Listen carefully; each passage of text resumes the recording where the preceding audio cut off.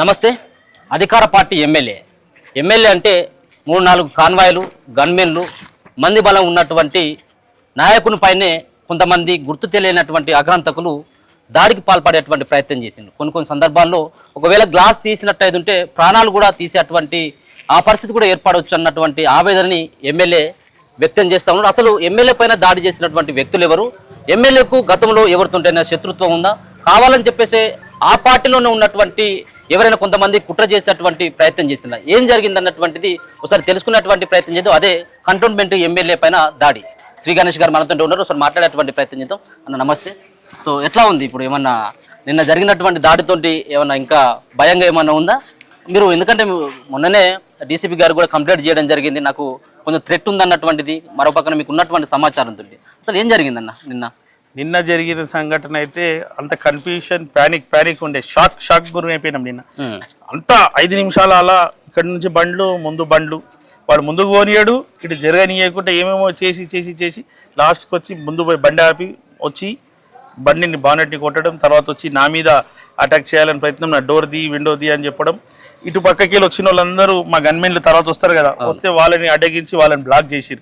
వాళ్ళని బ్లాక్ చేసే ఒక డిపార్ట్మెంట్ వేరే అయిపోయింది, నన్ను బ్లాక్ చేసే డిపార్ట్మెంట్ ఒకలాగా పరిస్థితి అయ్యి చాలాసేపు వారికి వీళ్ళు గన్మెన్లు కూడా వాళ్ళని ఆపలేకపోయారు. వీళ్ళు నా పని మీద వీళ్ళు ఉన్నారు కాబట్టి మా డ్రైవర్ చెప్పాను బండి తీసుకుపోవాల్సిందనేసి. బండి తీసుకెళ్ళగానే మాలో కార్లో ఉన్న అతను వాళ్ళ ఫోటో తీసుకోవడం. అదే కాకుండా ఇది చాలామంది ఉన్నారు కాబట్టి ఎక్కడెక్కడ ఎవరున్నారో ఇలాంటి పరిస్థితిలో తెలియదు కాబట్టి గన్మెన్లన్నీ అడ్డగించి వాళ్ళ మీదకే పోయారంటే ఇది పరిణామాలు తీవ్రంగానే ఉండొచ్చు అనేసి 100 కూడా డైల్ చేయడం జరిగింది. కొంచెం ముందుకు పోగానే చూస్తే ఓయి పోలీస్ స్టేషన్ కూడా ఉంది. నేను మాణికేశ్వర్ నగర్కి బోనాలు పండుగకు పోతున్నా కాబట్టి దాంతో పాటే ఆడ కంప్లైంట్ ఇవ్వడం జరిగింది. దాని తర్వాత ఆ సీసీ కెమెరాల దగ్గర చూస్తే వాళ్ళ 6 లైన్గా ఒక బ్యాచ్ ఉండే, ఇంకో బ్యాచ్ కనిపించలేదు. ఈ బ్యాచ్ అయితే పూర్తిగా కనిపించారు, ట్రేస్ చేస్తారు. అంటే మీ వెహికల్ అడ్డగించిన తర్వాత ఎంతమంది ఉన్నారన్న? సీసీ కెమెరాలో కేవలం 6 అని చెప్పేసి మీరు చెప్తా ఉన్నారు కాబట్టి ఎంతమంది వచ్చి అడ్డగించేటువంటి ప్రయత్నం చేసి వాళ్ళ ఫేస్లో ఏమన్నా మీరు ఐడెంటిఫై చేస్తారు ఇప్పటివరకు? నేనైతే వాళ్ళని ఐడెంటిఫై చేశాను. ఎవరైతే వీళ్ళు 3 ఉన్నారో మిగతా 15-20 మంది ఎంతమంది ఉన్నారో నేను గుర్తుపట్టగానే 3-4 అయితే నా దగ్గరకు వచ్చిన వాళ్ళని, నా పక్కకు బండి నన్ను ఇబ్బంది పెట్టినాయని నేను గుర్తుపడతాను. మీ కాన్స్టిట్యున్సీ సంబంధించి కాదు, మా కాన్స్టిట్యున్సీ సంబంధించిన వాళ్ళు అస్సలు కాదు. వాళ్ళు ఎక్కడోలో నాకు తెలియదు, కానీ వాళ్ళు కావాలని చేసిర్రా లేకుంటే రోడ్డు మీద అట్లా చేసిర్రా నాకు అర్థం కాదు. అర్థం కాని విషయం ఏంటంటే ఫస్ట్ ఒక బండి ఉండే, తర్వాత ఇంకో బండి 3 బండ్లు ముంగడ పెట్టి జరగకుండా ఇష్టానుసారంగా నడిపించి వీడి సైడ్ నుంచి వాడు చేయడం. ఒకవేళ ఏ కారణమైన ఏమైనా కూడా వాడు డ్రైవర్ మీదనే చేస్తారు, కానీ వాళ్ళందరూ నా మీద పడడం, మా గన్మెన్ల మీదకి రావడమే అర్థం కాని పరిస్థితి.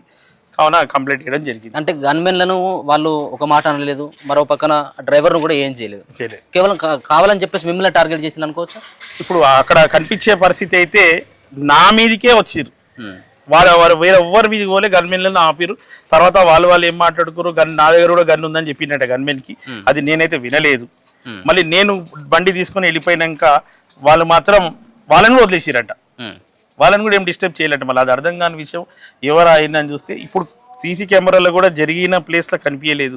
కొంచెం ముందుకు వచ్చిన తర్వాత ఎక్కడైతే సీసీ కెమెరా ఉందో అక్కడ వీళ్ళ లైన్గా 6 బండ్లు కనిపించినాయి. మిగతా బండ్లు కూడా వెనక కొన్ని లేకుంటే అది మెల్లమెల్లగా వస్తున్నారేమో, కానీ బండ్లు అయితే 6 లైన్గా కనిపించింది.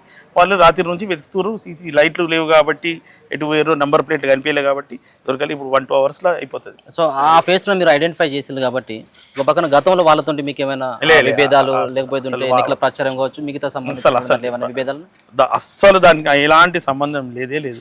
వాళ్ళు ఎవరో కానీ మనకు తెలియదు. కాకపోతే మీరు అన్నట్టు డీసీపీ గారికి కంప్లైంట్ ఇచ్చిన దాని మీద వాళ్ళు కూడా చెప్తున్నారు కాబట్టి వాళ్ళు కూడా దీంట్లో మన పాత్ర ఉండొచ్చేమో అని జరుగుతున్న దానికి వాళ్ళు చెప్పుకుంటున్నారు. జరుగుతుంది కాబట్టి అది కూడా కొంచెం డౌట్ఫుల్గానే ఉండే కాబట్టి దట్ ఈజ్ కూడా నాకు కన్ఫర్మ్ కాదు. అంటే భయం అన్నది జరిగినన్నది ప్రచారం జరిగేది, వాళ్ళు కూడా ఇది చేసిరని అనుకోవడం సాధ్యమే కాబట్టి సాధ్యమే, కానీ అది వాస్తవమా కాదా అనేది మారేడుపల్లికి సంబంధించిన ఒక వ్యక్తి పేరు కూడా ప్రధానంగా వినబడతా ఉంది, గణేష్ కు సంబంధించి. నేను ఆయన మీదనే కంప్లైంట్ ఇచ్చిన శుక్రవారం నాడు కంప్లైంట్ ఇవ్వడం జరిగింది. ఆయననే అందరికీ ఏమేమో చెప్పుకుంటుంటూ, అది వేరే ఆస్పిరెంట్స్ కూడా ఉంటారు కాబట్టి వాళ్ళని ఎంకరేజ్ చేయదు, వీళ్ళని ఎంకరేజ్ చేయదని వేరే విషయంలో 3-4 సార్లు ఆయన అదే చేసిండు. ఒకసారి కంప్లైంట్ ఇవ్వడానికి వెళ్తే కూడా వద్దంటే ఆగిపోయినాం.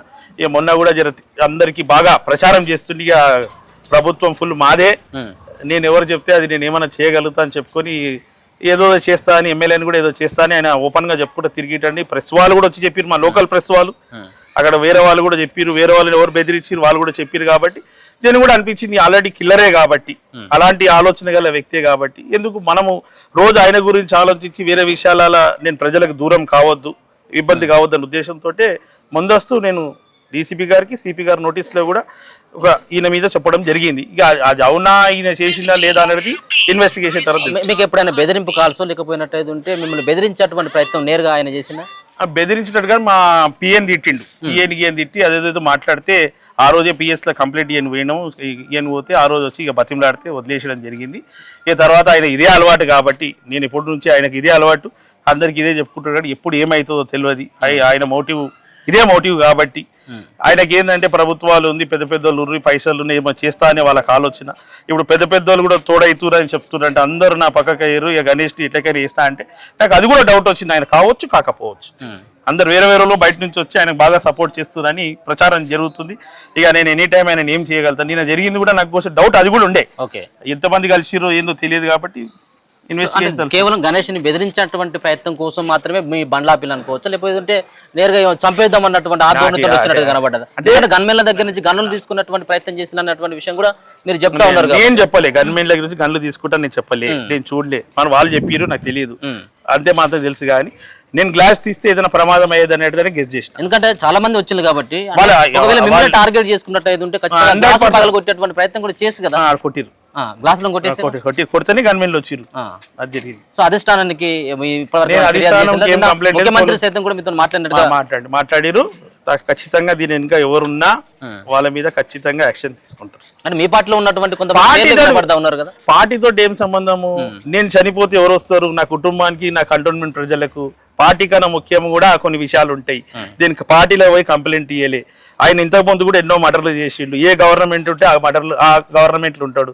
ఆయన పార్టీ సిద్ధాంతాలు పార్టీతోటి కట్టుబడి ఉన్న రకం కాదు, పైసలు ఇలాంటి విషయమే కాబట్టి నేను పార్టీ కంప్లైంట్ చేయదలుచుకోవాలి. ఆయన ఎన్ని రోజులు ఏడుంటాడో తెలియదు, ఎప్పటిదాకా ఎవరితో ఉంటాడో తెలియదు కాబట్టి నేను ఎవరు కంప్లైంట్ చేయదలుచుకోవాలి.